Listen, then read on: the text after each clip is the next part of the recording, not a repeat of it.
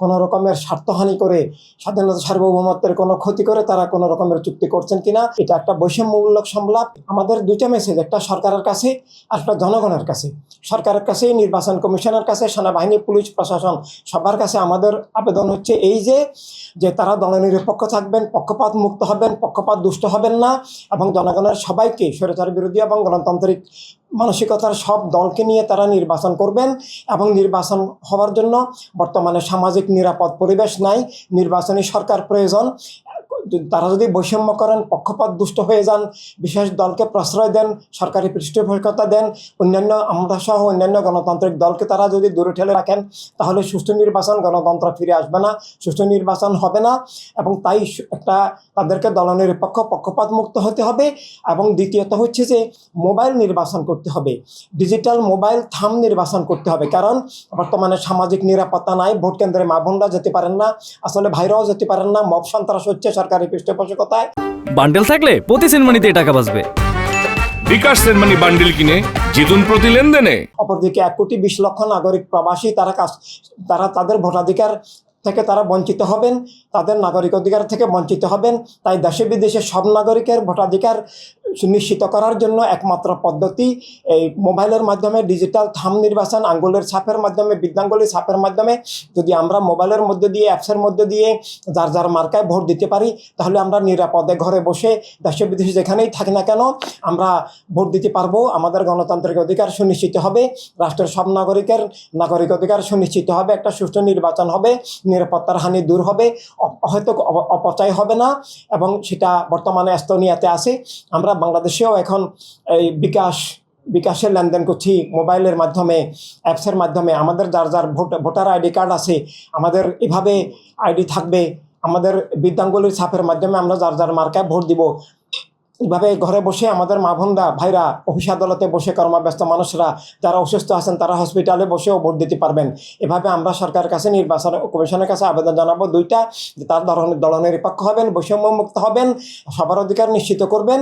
একই সাথে সবার ভোটাধিকার নিশ্চিত করার জন্য মোবাইল থাম নির্বাচন বর্তমান যেটা এস্তোনিয়াতে আছে সেটার ব্যবস্থা করবেন। একই সাথে জনগণের কাছে আমাদের আবেদন, আমাদের যারা ধর্ম, রাষ্ট্র, গণতন্ত্র, অধিকার, স্বাধীনতা, নিরাপত্তা রাখার জন্য, এক অগোষ্ঠীবাদী রাজনীতির থেকে মুক্তির জন্য আমাদেরকে মানবতার রাজনীতির পক্ষে, মানবতার রাষ্ট্রের পক্ষে আপেল মার্কায় ভোট দিয়ে সত্য মানবতাকে, জীবনকে, রাষ্ট্রকে, গণতন্ত্রকে বিজয়ী করতে হবে। সকল ধ্বংস থেকে আমাদেরকে, নিজেদেরকে, রাষ্ট্রকে রক্ষা করতে হবে।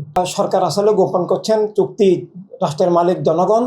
সরকার সেটা অবশ্যই খোলাসা করা উচিত, স্পষ্ট করা উচিত, সব কিছু স্বচ্ছতা থাকা উচিত, জনগণের কাছে স্পষ্ট করা উচিত যে তারা কিসের বিনিময়ে তাদের সাথে বাণিজ্য চুক্তি করছেন।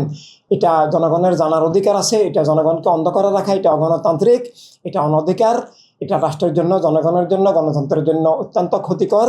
যে আমাদের জনগণকে বুঝতে দিতে হবে রাষ্ট্রের, জনগণের কোনো রকমের স্বার্থহানি করে, স্বাধীনতা সার্বভৌমত্বের কোনো ক্ষতি করে তারা কোনো রকমের চুক্তি করছেন কিনা সেটা জনগণের জানার অধিকার আছে, সেটা অবশ্যই সুস্পষ্ট করা উচিত। আমরা আশা করেছিলাম বর্তমান সরকার বৈষম্য মুক্ত হবে, পক্ষপাত মুক্ত হবেন, তারা সবার গণতান্ত্রিক অধিকার স্বীকার করবেন, রাষ্ট্রকে গণতন্ত্রের দিকে নিয়ে যাবেন।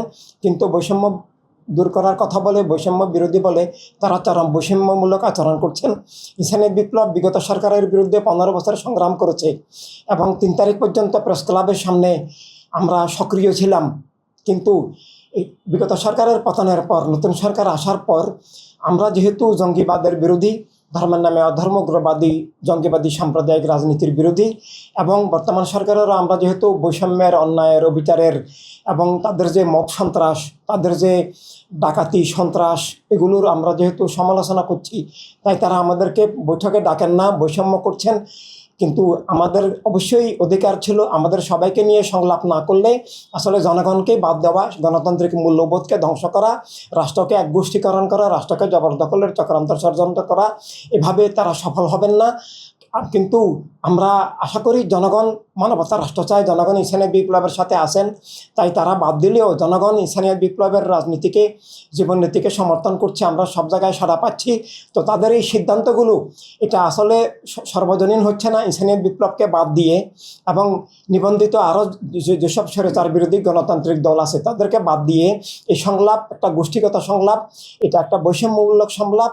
এবং সেখানে তারা যদি কোনো কিছু সিদ্ধান্ত গ্রহণ করে রাষ্ট্রের উপরে জনগণের উপর চাপিয়ে দেন, সেটা ভবিষ্যতে টিকবে না, সেটা জনবিরোধী, গণবিরোধী, এটা রাষ্ট্রবিরোধী, গণতন্ত্র বিরোধী, অসাংবিধানিক হবে। তাই আমরা তাদেরকে সুপথে ফিরিয়ে আসার আমাদের সবাইকে নিয়ে আলোচনা করে রাষ্ট্রের কল্যাণে সর্বসম্মত সিদ্ধান্ত নেওয়ার অনুরোধ জানাচ্ছি। ইনসানি বিপ্লব দাবি করেছে যে বৈষম্যমুক্ত একটা পরিবেশ, একটা গণতান্ত্রিক পরিবেশ অবশ্যই সৃষ্টি হতে হবে। সরকার যদি বৈষম্য করেন আগের সরকারের মতো, অর্থাৎ ক্ষমতার বলে কোনো দলকে চাপিয়ে দিতে চান, ক্ষমতার বলে কোনো দলকে নির্বাচিত করতে চান, ক্ষমতার বলে ক্ষমতার অপব্যবহার করে রাষ্ট্রীয় সুযোগ সুবিধা প্রোটোকল ব্যবহার করে প্রশাসন, সেনাবাহিনী, পুলিশ সবাইকে ইউজ করে রাষ্ট্রীয় কোষাগার ব্যয় করে কোনো দলকে যদি ক্ষমতাসীন করতে চান, বিগত সরকারের মতো প্রশাসনের নির্বাচন করতে চান, গণতন্ত্র ধ্বংস করতে চান, রাষ্ট্র দখল করতে চান, তাহলে ইনসানিয়ত বিপ্লব তাদের সেই প্রশাসনের নির্বাচনের অংশীদার হবে না, বরং জনগণকে নিয়ে শান্তিপূর্ণভাবে, আদর্শিকভাবে ইনসানিয়ত বিপ্লব রাষ্ট্রকে, ধর্মকে, গণতন্ত্রকে, জীবনকে রক্ষার জন্য সেই ধরনের প্রশাসনের নির্বাচনের বিরুদ্ধে সর্বাত্মক প্রতিরোধ গড়ে তুলবে।